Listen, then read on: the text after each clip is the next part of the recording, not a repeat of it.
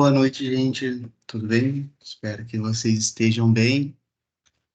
Hoje nós vamos revisar sobre as provas em espécie, mais especificamente vamos revisar dois tipos de provas: as provas documentais e também as provas periciais. Nós vamos analisar hoje, revisar, na verdade, esses dois tipos de prova. Vamos começar primeiro pela prova documental. Primeiro a gente vai entender o conceito de documento. Documento, ele é qualquer tipo de representação material que sirva para provar um determinado fato, um determinado ato que exista naquele processo, que a parte esteja alegando naquele processo. Abrange outras formas de representação material também sem ser a escrita. Não necessariamente será de forma escrita este documento. Pode ser uma reprodução fotográfica, uma fotografia, uma reprodução cinematográfica, um vídeo, uma reprodução fonográfica, um áudio e outras espécies também. Não fica preso necessariamente à forma escrita de representação. O suporte material, ele é diferente do documento. O documento a gente já viu o conceito, e o suporte material, ele é o elemento físico do documento, que, como geralmente é de forma escrita o documento, não necessariamente, mas geralmente, então, o suporte material será o papel, se ele for escrito. Mas ele pode ser também, inclusive, de meio de suporte material eletrônico. Então, o documento é o conteúdo em si e o suporte material é o elemento físico deste documento. Se for uma fotografia, por exemplo, também será um papel. O documento e o instrumento também têm a diferença. Eles não se confundem, eles são próximos, são bem parecidos, mas eles não se confundem. O instrumento, diferente do documento, ele é uma forma escrita, aí uma semelhança com o documento, porém ela é utilizada para registrar uma declaração de vontade, coisa que o documento em si não é, o instrumento sim. Um exemplo de instrumento é o contrato. O contrato ali, ele é utilizado para registrar uma declaração de vontade de ambas as partes ali estão declarando a sua vontade naquele instrumento contratual. Ele é um verdadeiro, então, em resumo, é um verdadeiro suporte da manifestação de vontade. A prova documentada, ela nada mais é do que a prova emprestada. A prova emprestada é aquela prova que ela é literalmente emprestada de outro processo. Ela não é uma prova originária daquele processo em si, mas ela vai ser emprestada, ela foi produzida lá em outro processo, porém, ela é pertinente a esse processo. Então, você tem um processo X, que depende de uma prova que foi produzida lá no processo Y, você pode emprestar essa prova lá do processo Y para usar nesse processo X, para assim fazer valer o seu direito. Os documentos, eles podem ser classificados de três maneiras: quanto à autoria, quanto ao conteúdo e quanto à forma. E, obviamente, tem as suas subdivisões ali. Quanto à autoria, eles podem ser autógrafos e heterógrafos. Os documentos autógrafos nada mais são do que aqueles que são produzidos pelo próprio autor, originário de uma declaração de vontade do próprio autor. Um exemplo disso é a declaração de hipossuficiência, que é anexada nos processos onde tem requerimento de justiça gratuita. O autor faz a sua declaração a próprio punho, uma declaração de hipossuficiência, alegando que ele é hipossuficiente. É um exemplo de documento autógrafo, porque é o próprio autor que está produzindo essa declaração.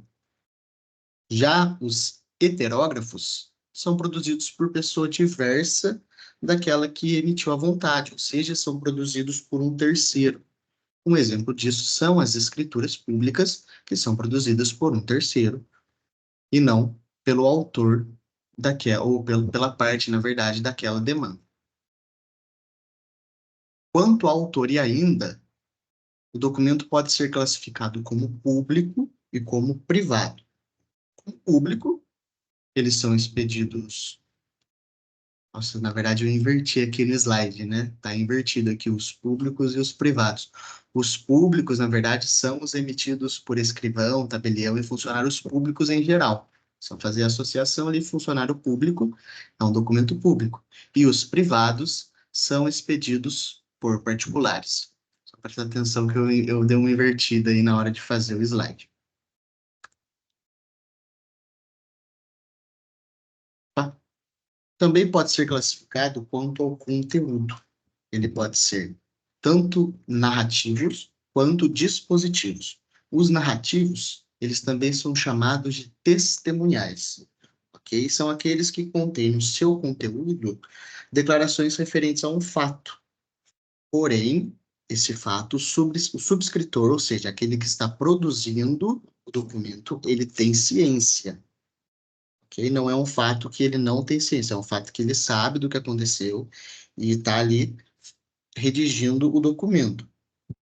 E prova apenas a declaração, não o fato declarado em si. Por exemplo, o boletim de ocorrência.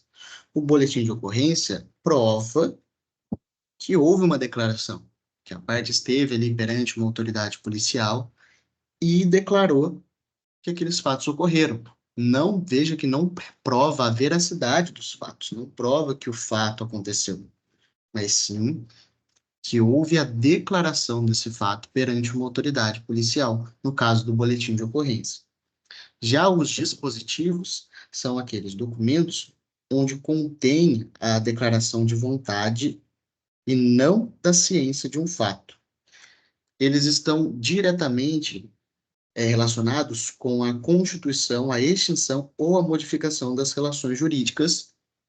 Um exemplo claro disso são também os instrumentos contratuais, os instrumentos em contrato de forma geral. Qualquer instrumento contratual, classificando quanto ao seu conteúdo, eles são dispositivos. Já quanto à forma, os documentos podem ser classificados de forma solene e de forma não solene. Os solenes são aqueles que exigem determinada forma especial para sua validade. Um exemplo disso são as escrituras públicas, que têm uma determinada forma para ser considerado válido, os contratos de compra e venda, que também têm uma forma especial para ser considerado válido, e os não solenes, que são aqueles que podem ser elaborados de qualquer forma, que não tem que obedecer nenhuma regra, nenhuma forma especial para ser redigido. Exibição de documentos ou de coisas. Num processo, aqueles documentos que não estão em poder da parte, ou seja, não estão com a parte, mas ela precisa daqueles documentos para utilizá-los como prova, para provar algum fato que ela está narrando, só que ela não está em posse daqueles documentos. Ou esses documentos estão em posse de um terceiro particular, ou de uma repartição pública. E aí, como ela faz para conseguir esses documentos? São de dois modos: ou por requisição judicial, ou pela exibição de coisa, de documento ou coisa.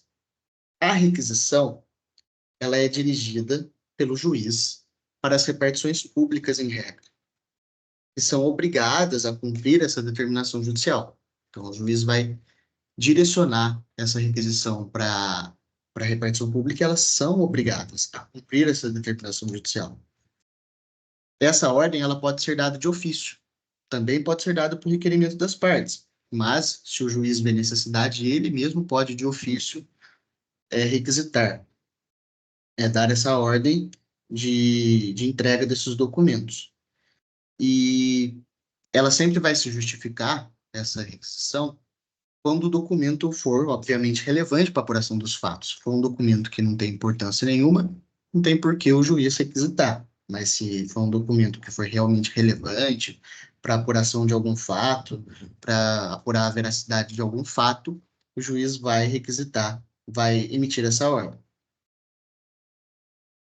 Eu disse que é uma ordem que as repartições públicas, ou seja lá quem for que tiver recebido, são obrigadas a cumprir. O descumprimento dessa ordem vai acarretar em multa por ato atentatório à dignidade da justiça. E como eu disse lá que, em regra, são pelas repartições públicas, por quê? Porque apesar da lei fazer menção à requisição feita em face de repartições públicas, é admitida também a requisição em face de repartições particulares. Então, apenas de repartições públicas, apesar da lei só mencionar repartições públicas, também é admitida em face de repartições particulares. No caso da exibição de documento ou coisa, ela é tratada como um incidente probatório, tratado assim pelo legislador. A parte, ela vai pedir que o juiz, ela vai chegar no juiz e vai pedir para ele obrigar a parte contrária ou algum terceiro que detém esse documento que ele pretende. E aí, a parte contrária ou o terceiro vai apresentar esse documento em juízo. É possível que essa admissão ela seja requerida também por forma autônoma, tá? Não só por esse incidente, mas também de forma autônoma, de uma ação autônoma de exibição de documentos. A parte adversa, no esportivo, por exemplo, eu sou nesse processo, eu sou a parte que estou requerendo este documento para a minha parte contrária, para a parte adversa no processo. A parte contrária, ela pode seguir algumas posturas em relação a esse pedido. Ela pode, de livre e espontânea vontade, exibir o documento depois dessa requisição. Ela pode também permanecer silente, não falar nada, ficar quieta na dela, ou ela pode apresentar também uma recusa, seja ela legítima ou ilegítima. Ela pode simplesmente recusar a apresentar, ou negar que aquele documento está sob o seu poder, ou aquela coisa está sob o seu poder. Nesse caso, a parte requerente pode apresentar provas em contrário, chegar no juiz e falar: ó, excelência, falou que não negou que está sob a posse desse documento ou dessa coisa, mas eu tenho provas aqui de que ela realmente está com a posse desse objeto, dessa coisa ou desse documento. Nos três últimos casos que eu falei, ou seja, quando a parte permanecer silente, quando ela apresentar uma recusa, seja ela legítima ou ilegítima, ou negar que está sob seu poder, cabendo prova em contrário, nesses três casos, a consequência é sempre a presunção da veracidade dos fatos que o requerente alegou, ou seja, aquele que pediu o documento para provar, a outra parte ficou quieta ou negou a dar o documento, ou apresentou uma recusa legítima ou ilegítima, negou que está sob seu poder, todos esses fatos que eu estava querendo provar com esse documento vão ter presunção de veracidade, vão ser presumidos verdadeiros, por conta que a parte não cooperou com o desenrolar da lide. No caso do terceiro, o terceiro, sem ser a parte contrária, um terceiro estranho à lide, também pode tomar essas quatro posturas que eu falei. Tanto a parte contrária, então, a parte que foi requisitada, a parte que está no processo, a quem foi requisitado esse documento, quanto o terceiro estranho, que também foi requisitado, pode tomar essas quatro posturas que eu falei. A diferença vai ser na consequência. Enquanto a parte vai ter a consequência de que os fatos da outra parte vão ser presumidos verdadeiros, o terceiro, ele vai sofrer as consequências que estão previstas no artigo 403 do CPC, no seu parágrafo único. Nós vamos ver sobre a força probante dos documentos. Qual é a força de prova que esses documentos têm? Os públicos, no caso de documentos públicos, eles fazem prova não só de sua formação, mas também dos fatos que o funcionário público declara que ocorreram na sua presença. Por exemplo, no caso da ata notarial, que a gente vai ver um pouquinho mais para frente. As declarações feitas nos documentos particulares, nos documentos privados, elas presumem-se verdadeiras em relação ao signatário, ou seja, aquele que redigiu. Assim, quando o conteúdo for uma declaração, presume-se verdadeira essa declaração. Porém, essa presunção é relativa, ou seja, admite-se prova em contrário. Se o signatário, ou seja, aquele que escreveu, demonstrar que a emissão de vontade não foi feita de modo livre, não se considera mais verdadeira essa declaração. Não vai, ela vai perder a presunção de veracidade dela. E quando se tratar do conhecimento de um fato, o documento prova que houve a declaração, mas ele não vai provar a veracidade daquele fato, daquele conteúdo, do fato que está sendo declarado ali.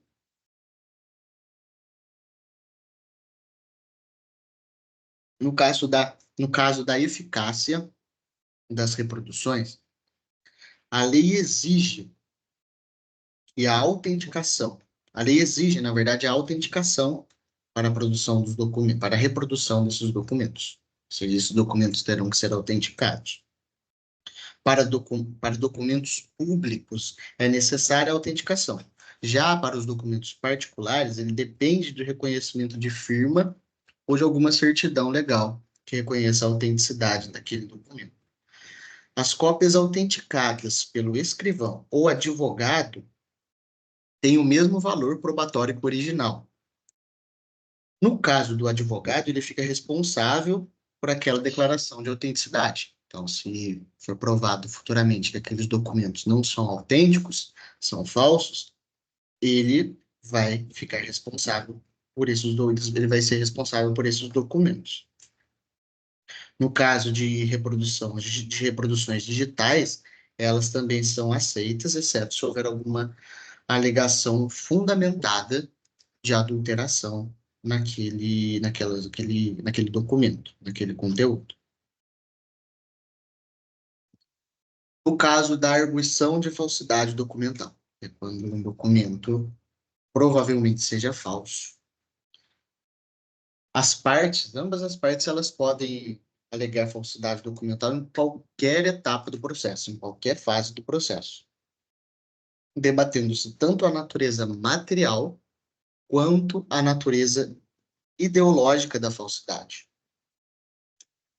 Embora seja predominante a aceitação apenas da falsidade material, há decisões do STJ que admite a discussão da falsidade ideológica em casos específicos. Caso contrário, ela vai precisar de uma ação autônoma.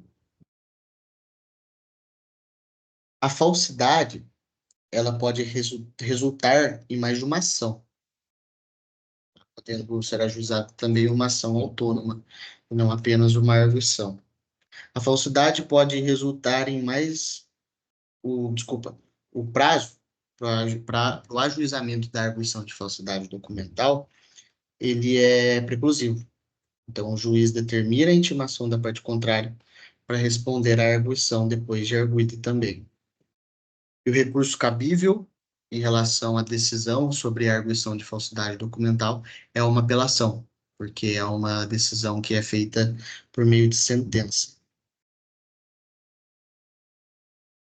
E o juiz, caso seja reconhecida a falsidade documental, ele pode impor sanções. As sanções é a condenação pela litigância de má-fé, e também ele pode encaminhar as peças dos autos ao Ministério Público, para o Ministério Público apurar também se houve o cometimento de algum crime no processo. E aí será julgada criminalmente essa parte. E em caso de impugnação, o juiz pode também ordenar a realização de perícia em relação à arguição de falsidade documental, para averiguar se o documento é realmente falso ou não. E a falsidade, como eu falei, é sempre declarada na sentença. Então, o recurso cabível é o de apelação, porque vai fazer coisa julgada material também, podendo ser examinada na fundamentação ou no dispositivo da sentença, conforme a natureza da arguição. E agora sobre a produção de prova documental. O CPC, o Código de Processo Civil, nos artigos 434 e 435, ele estipula ali o momento e as condições para a apresentação das provas documentais no processo, nos autos do processo.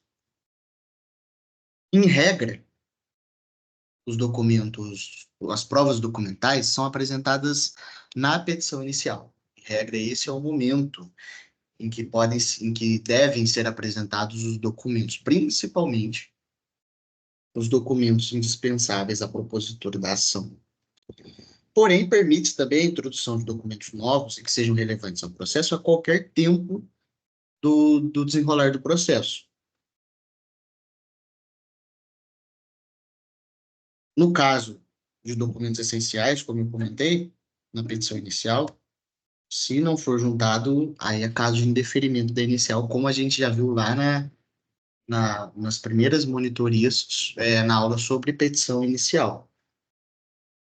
Como eu falei, introduzir documentos complementares é permitido, desde que não tenha como finalidade surpreender a parte contrária ou atrasar o processo. Então, você pode introduzir documentos novos no desenrolar do processo, depois da inicial, porém, não pode ter o motivo aí de atrasar o processo e nem de surpreender a parte contrária. E, obviamente, se você juntar documentos novos ao decorrer do processo, nós temos que respeitar o princípio do contraditório e passar para a parte contrária se manifestar, certo?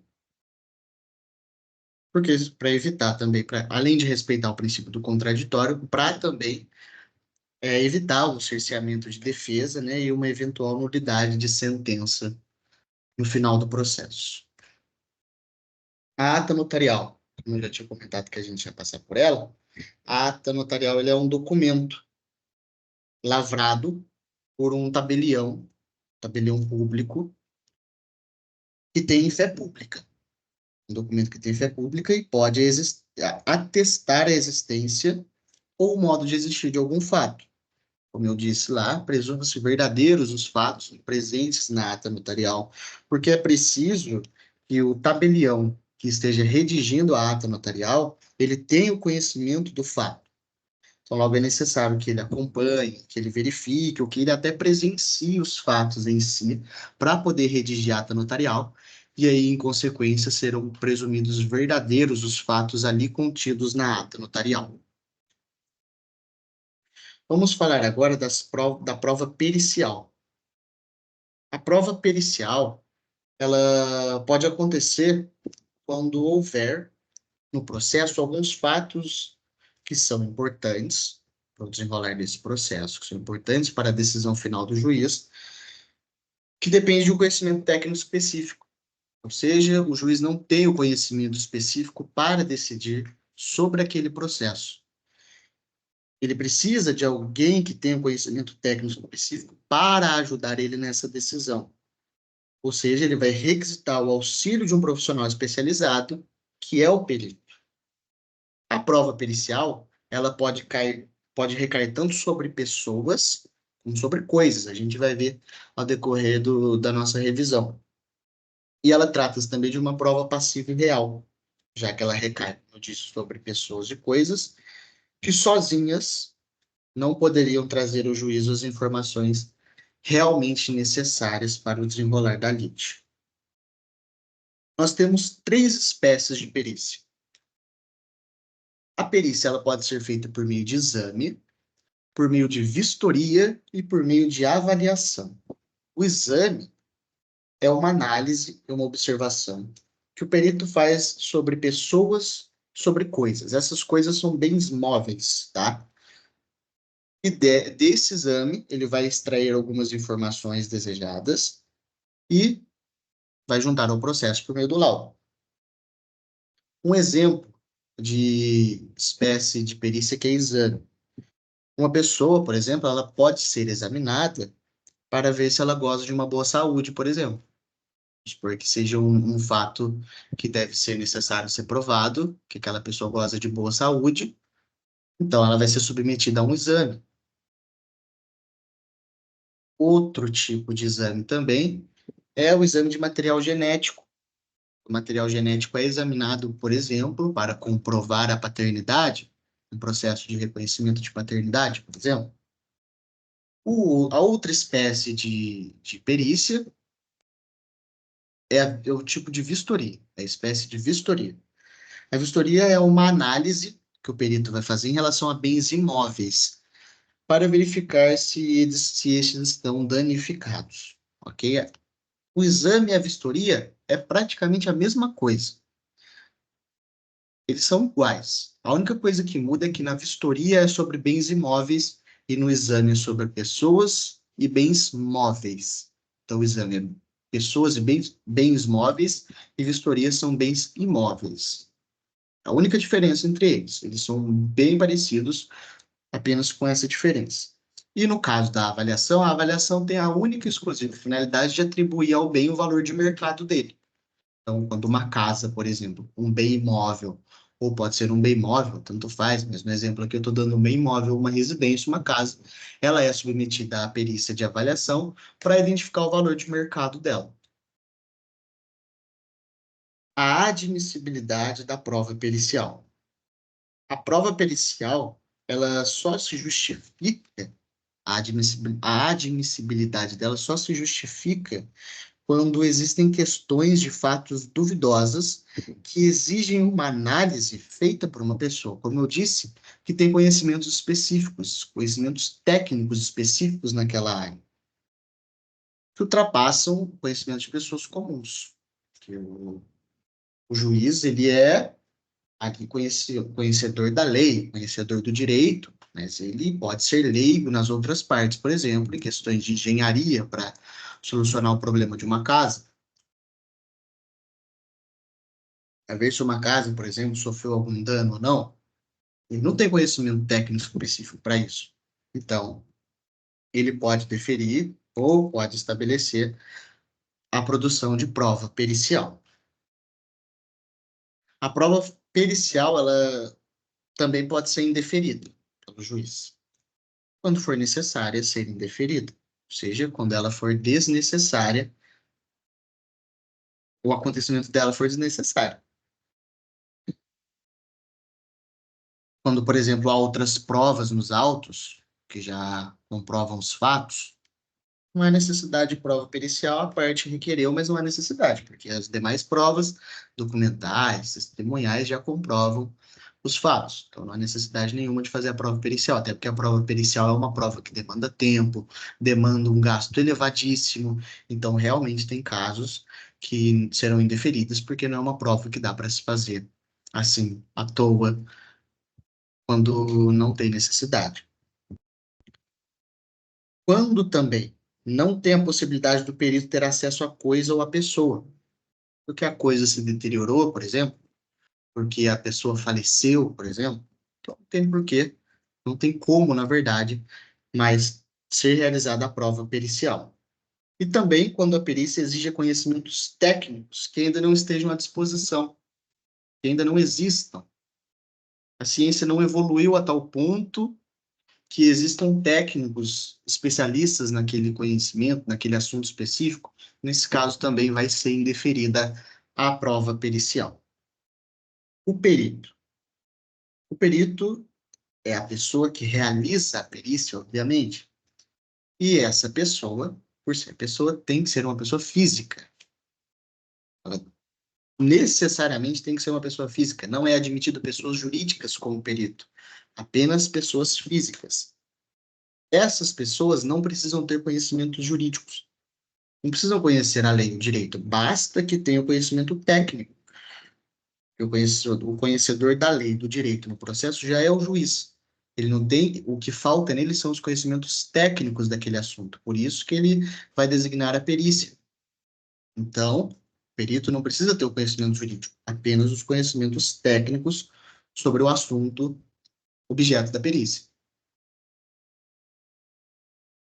Ele deve ter formação universitária também, em regra, porém esse requisito ele pode ser driblado, pode ser contornado se não houver alguém qualificado com formação universitária na comarca, por exemplo.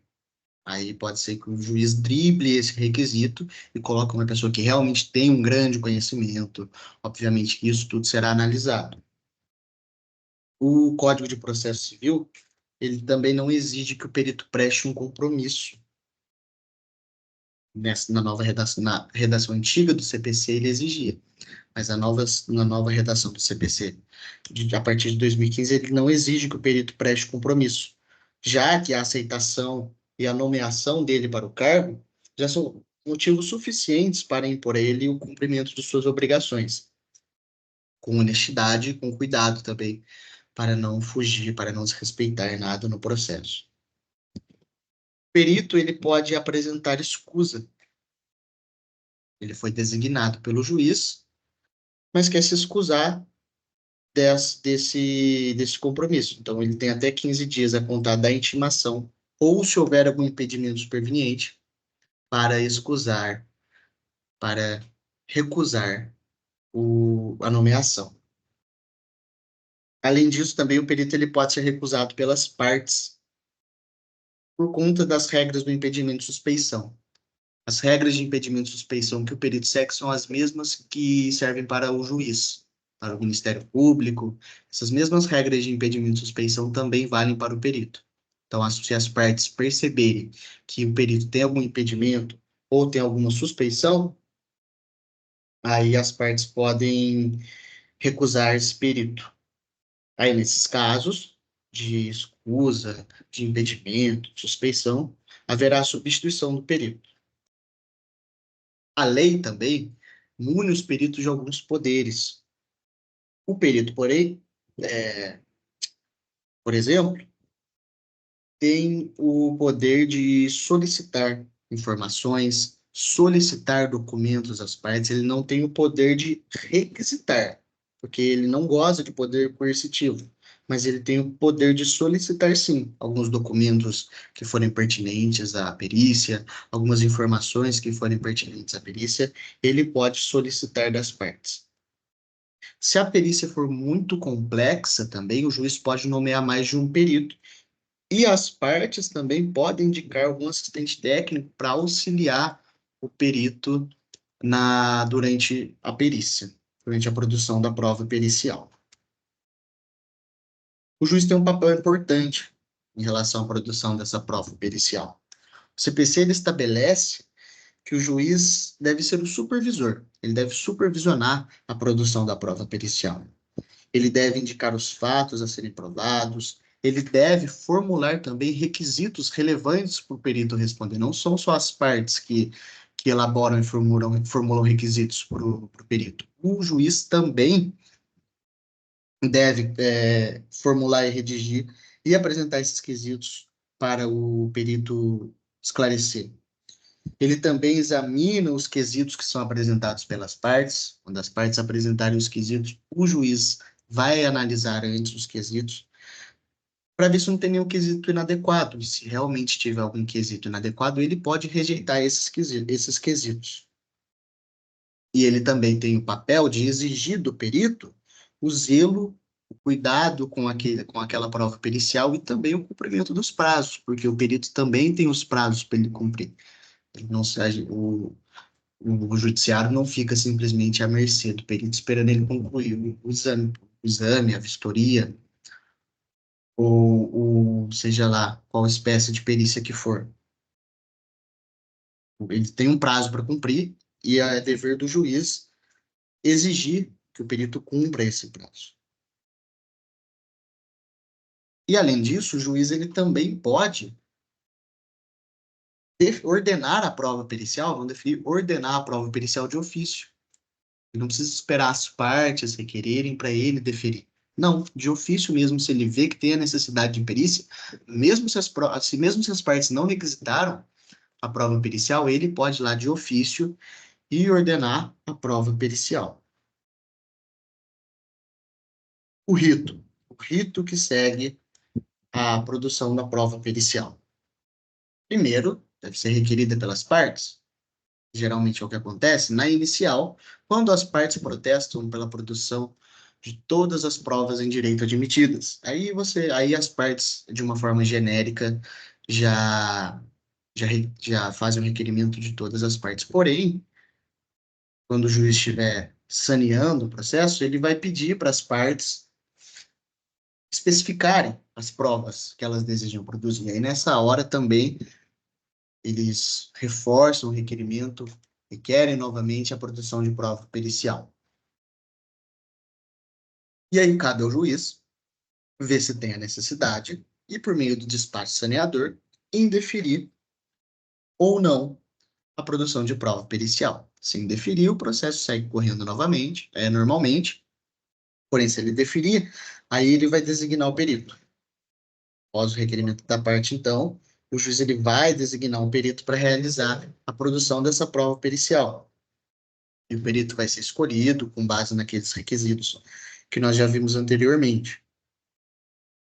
E, se necessário também, o perito pode pedir a nomeação de uma equipe técnica para auxiliar ele na realização dessa prova. As partes também, como nós já vimos, podem indicar aí os assistentes técnicos. As partes, o juiz vai redigir alguns quesitos, as partes também vão apresentar os quesitos a serem respondidos pelo perito. Então, o perito vai realizar a produção da prova. Vai ser realizada por esse perito ou pela equipe técnica designada, de acordo com as orientações e diretrizes que o juiz estabeleceu também, porque o juiz, como nós vimos, vai estabelecer ali as diretrizes para a produção dessa prova. E durante a realização da prova, ou seja, durante a produção da prova pericial, o perito ele deve coletar as informações relevantes, os dados relevantes, e vai chegar a uma conclusão técnica. Quando ele chegar a essa conclusão técnica, após ele realizar a produção da prova, ele vai redigir um laudo pericial. E aí, nesse laudo, deve conter a descrição detalhada dos métodos que ele utilizou, das técnicas que foram utilizadas por ele para realizar a produção da prova, e também, muito importante, ter a conclusão que ele chegou. Depois de analisados, depois de produzido toda a prova, ele vai chegar a uma conclusão. E ele vai escrever essa conclusão no laudo também, no auxílio do juiz tomar sua decisão final no processo. E aí, esse laudo vai ser assinado pelo perito e vai ser juntado aos autos. Esse laudo vai ser juntado aos autos após a apresentação do laudo e vai se tornar parte integrante do processo, se tornar peça do processo, vai se tornar documento do processo, pelo qual o juiz vai analisá-lo também para tomar sua decisão final.